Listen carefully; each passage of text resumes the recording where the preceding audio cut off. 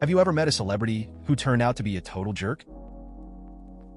My friend's dad, James, got on an elevator with Charlie Sheen when he was visiting LA once. He said he got in and clicked his floor and waited for a minute. After a couple floors went by, Charlie Sheen just turned to him and said, "Hey, do you know who I am?" And James, to his credit, looked at Charlie Sheen straight in the eyes and said, "Yeah, I really like your dad's work," and got off the elevator.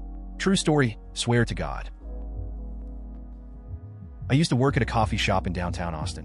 One day, I was cleaning up the patio when I looked over and saw Ewan McGregor sitting there. We made eye contact, and I'm pretty sure he could read my thoughts, which were, "OMG, IDZOBI1. Real Jedi shit's going down. I'm gonna get a pic, and we'll be BFFs forever." At roughly the same time, I realized I could read his thoughts too, which went like, please don't come over and talk to me. Please, I'm begging you. Just let me enjoy my overpriced coffee and breakfast sandwich in peace. For the love of God, just keep walking. My sense of decency won out over my fanboydom. TLDR, had a telepathic convo with Obi-Wan. Tim Allen. So he bought a house near my summer home. My mother's friend decided to bring him a pie to welcome him to the neighborhood. He immediately threatened to call the police if she didn't leave his property. He also drives a PT Cruiser. Edit. Also met his kids because we were having a big barbecue. They were very laid back. I work with someone that used to be a filming liaison for Toronto hospitals. A lot of movies are filmed here, and she basically has met everyone you could think. She has the pictures with the ones that allowed it to prove it, so I know she isn't bullshitting. Mike Myers, she said, was the biggest asshole and didn't want anyone to make eye contact with him. She said basically everyone was weird and almost an asshole. Dustin Hoffman was supposedly really nice and funny and treated everyone like a friend. Bruce Willis is gay. She worked on 2 films with him, and she said he had random attractive males sent to his room and trailer. Oh yeah, and 50 Cent, if you can believe it, is actually really nice. This lady is a pretty fat, short, older lady, and he gave her the biggest hug at the end of the shoot and took a bunch of pictures with her, and wasn't the moronic lady offending pop star you'd think he is. He's actually really nice, which sort of blew me away. Some friends and I were getting high in a park. I think we were all in 11th grade, when Bill Nye pulled up into the parking lot. I'm assuming he was scouting locations for a shoot, either for Almost Live or his own show. We thought it'd be funny to go ask him how to make bombs, and he said something to the effect of he'd love to show us how to blow ourselves up. Can't say I blame him for that. Met Bruce Springsteen at the gym. Amazing shape for his age. He was with a trainer, but I knew I might not get the chance to meet him again. Walked up, said, "Hey Bruce, huge fan, great to meet you." He smiled, shook my hand, and said thank you. It couldn't have been nicer. On the other hand, Bon Jovi was a dick, saw him at a local burger place and walked in like he owned it. Then seemed real annoyed when a few 30-something women wanted a picture. Didn't smile or say a word. The waitress said they hate when he comes in, attitude and no tip. Edit. She to he. Can confirm Bruce is a man. Emma Watson. My friend was showing me London a few months ago, and she randomly was at this flower shop we passed. I, being the HP fanatic I am, screamed internally and waited until she finished her buying before very shyly asking her for a photo or autograph or anything. She literally looked at me, rolled her eyes with a huff, said no, and walked away. I mean, I get they're busy and may get annoyed at people, but a simple smile would have been nice. Totally ruined my entire trip. Your whole trip to London was ruined because of a chance encounter with an actress didn't end with her smiling at you? Why do people feel like celebrities are obligated to interrupt their daily lives to sign autographs, take pictures, and shake hands with strangers? Why do people even want these things from celebrities? Do you think your life is somehow improved because your hand touched a celebrity's hand? And WTF good does an autograph do? Occasionally, they're worth money, but usually not much. And it's just sort of weird to treasure some other person's signature. Cristiano Ronaldo was staying at the same hotel as him in Real Madrid in France for a Champions League match. He was with Ozil, another player, in the hotel lobby, and I asked for a photo. He looked at me in the eye and said, "Why would I ever have a photo with you?" To a teenager who idolized him, this broke me. Pepe even looked at me with sympathy, which I appreciated. It gets even worse as the next day, I was at breakfast in the small cafe, found a coffee room, in the hotel, and who walks in? Ronaldo and Ozil again. Only seats are next to me, so I have the most awkward 30 minutes with Ronaldo next to me, clearly remembering me and feeling a dick. Ended up with Ozil very kindly asking if I wanted a picture, and then giving me a signed shirt and allowing me to have pictures with other players. Very kind of him, all whilst Ronaldo just sat there. Have met Ronaldo a further few times, and he has personally acknowledged me every time with a small nod of the head. The third time, he asked if I wanted a photo, to which I said yes, and since then, my opinions have changed of him. As an elementary school teacher who lives in the same school boundary as my students, I live the paparazzi avoidance life. I go into Walmart with a hat and sunglasses on, because when a student realizes teachers are human beings who do human being things, holy shit. Yearbook release day is the best because I walk down the hall and get surrounded by kids who want autographs. I go into full inconvenient celebrity mode and sign like 3 of them and say, "That's all guys, thanks," and walk away. It's a fun therapeutic exercise after a long school year. I haven't, but my mom has. When I was a baby, growing up in Sun Valley, Idaho, I had pneumonia and my mom was in line to fill my prescription. Behind her was Jamie Lee Curtis. We have a lot of celebrities who use Sun Valley as a getaway. Anyways, she pulled the hole. Do you know who I am? My daughter is very sick. Can I go ahead of you? Thing. My mom turned around to her and replied, "Lady, I don't care if you're the Queen of England. My daughter is sick too. So no, you may not." JLC then huffed at my mom, and that was that. I have never liked any of her movies. Edit. No disrespect to Her Majesty. Have you ever met a non-celebrity and they turn out to be a total douche, but then over time it turns out they really weren't, and then it just turns out the circumstances you met them under determined your first impression? I'm guessing it's the same with celebrities, except that it's amplified due to their fame. This is kind of the opposite of what your question asked. The only celebrity I've ever met was Robin Williams. I was at the airport and I kept seeing this guy everywhere I went and kept thinking, man, that dude looks a lot like Robin Williams. Did T think too much of it until I was boarding my plane and the guy is standing right behind me in line. I think to myself, oh shit, and I take a peek at his ticket. Sure enough, it's him. I was so excited and I suck at small talk, so I didn't say too much to him, but he was super nice. Told him I like his work and gave him a handshake. We bullshitted for a few minutes after that. Still wish I had gotten a picture with him or something. I just figured that people get tired of being fawned over. On January 3rd, 2015, I was on a plane sitting next to Lovie Smith, head coach for the Tampa Bay Buccaneers, going from Dallas to Tampa. Had no idea who he was until about mid-flight. He was a nice man, total gentleman. The flight we were on was my last leg after a nightmare return to the US. From Japan. Took me 2+ days.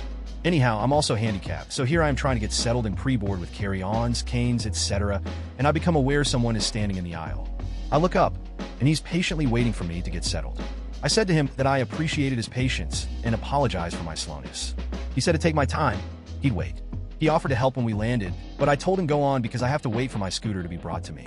He climbed over me very nimbly and said he appreciated me letting him get off first because he had a meeting as soon as he got off. My grandmother has been acting for decades. Here are the nicest celebrities she met. Sean Penn was very shy, but incredibly sweet. And Hathaway was a bit ditzy, a bit all over the place, yet really nice. Tom Cruise was just as short, as everyone says, and quite welcoming. I could ask her for more info at some stage, but this is all I remember offhand. She hasn't had any bad experiences I know of. My cousin knew Jack Gleason in school. She said he was really pompous and a bit up his own ass as he wouldn't stop gloating and showing off his picture with Christian Bale. I've told this story before, but I met George Takei at a Dragon Con in 2006, I think, before he got super popular again. He was just such a genuine person. My husband told him a funny story. My husband and I actually had our first kiss while watching an original Star Trek episode where everyone inhales the crazy gas and George Takei is all oiled up and fencing. He thought that was adorable. My husband immediately came and got me so that I could meet him, but his little meet and greet at the booth was over. A handler was taking him to a panel or something. George saw my husband coming with me, stopped, and had another maybe 15-minute conversation with us. His handler kept grabbing his elbow. No offense to her. She was just doing her job, and he kept yanking his elbow out of her grasp so he could continue to talk to us. He was just so genuinely interested in us as human beings. I think that's why he keeps being so popular and actually likes being a part of the convention circuit.